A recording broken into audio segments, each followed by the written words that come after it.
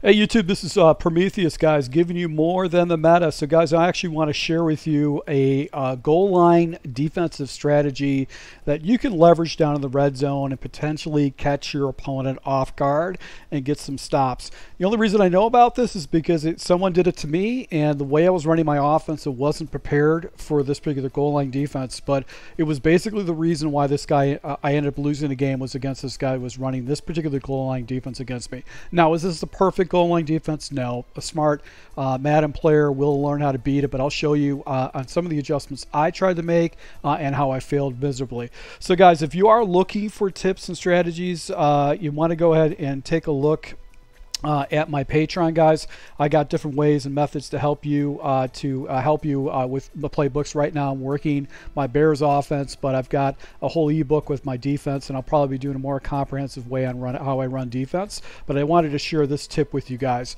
So I do have my whiteboard that I'll be using, and this is the setup that I was running against. Very stout set. This guy was inside the 2-yard line. You can see that actually we've got guys that are actually in the run fits. So running right here is not really kind of appealing thing. So I decided to go and hit him with the bubble screen on the outside, and he was able to have a guy that actually comes down and took away my bubble screen against me. So the next time I saw this 60 base, I figured, okay, well, I'll just try to hit him on the outside. So I've got a route with this group plays, which is a speed out, which goes out like this. He's got leverage on the outside, so this should be an easy completion for essentially for a touchdown, based on the leverage of the defender. But watch what happens with this. His guy pushes me on the inside, and then he's got a zone drop falling back here, another zone drop falling back here, another guy sliding out, and another guy sliding out. And that froze me a little bit because I was seeing someone dropping into his area that I wasn't prepared for, and then I was still expecting this guy to carry through. He doesn't do that.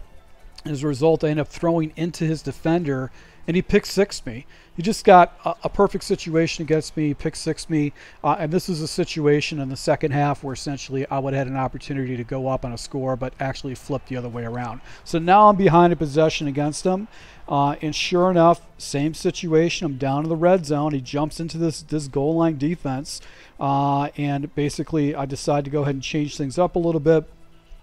Jump into a play. I'm dealing with some animation issues, or actually with play calling issues with playing against the Chiefs. But this is what I do. I know those guys can't get out, so essentially what I did is I put this guy on a fade route, because what that should be able to do is be able to hit this guy in the upper corner.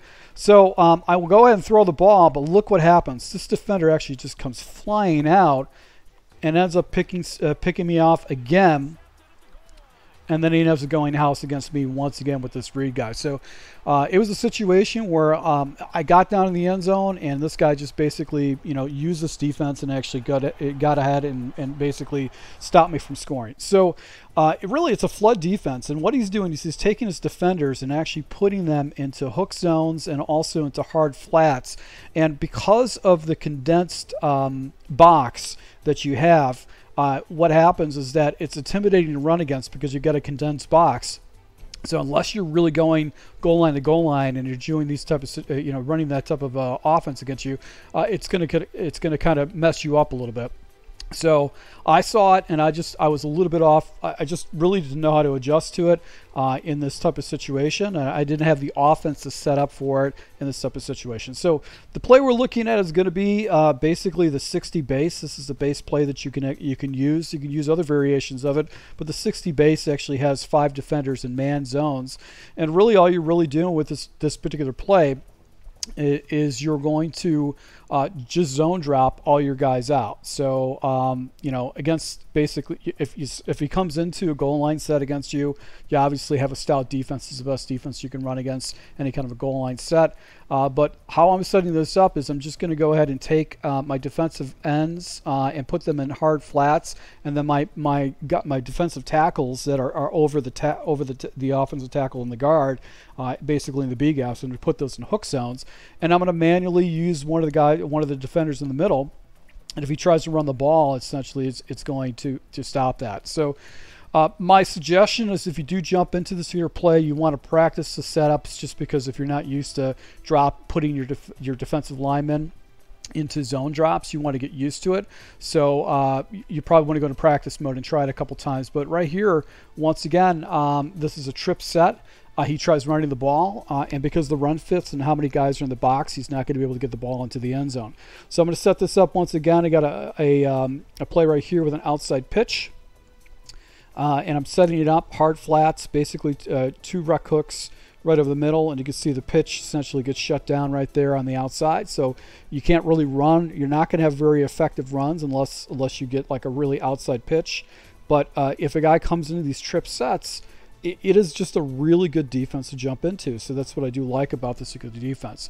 So, you know, this is a good defense to go ahead and use and leverage. There are holes in it. There are going to be situations where basically you can actually get into the passing lane. So don't assume that this is the perfect defense. But this is a good defense just to blend in. I would say maybe in two, you know, on 2-point conversion type situations, it would be a good time to go and use this, or inside the 2-yard line or inside the 5-yard line, you want to jump into it. But I wouldn't blend it too much because eventually people are going to realize how they can find the gaps on it. So once again, if you guys like these tips, go ahead and hit the like button, and I really appreciate the support. And if you guys are looking for other types of strategies and tips, just go ahead and subscribe, and go ahead. You can look at my Patreon too for that type of stuff. So thank you for your support, guys. Until next time.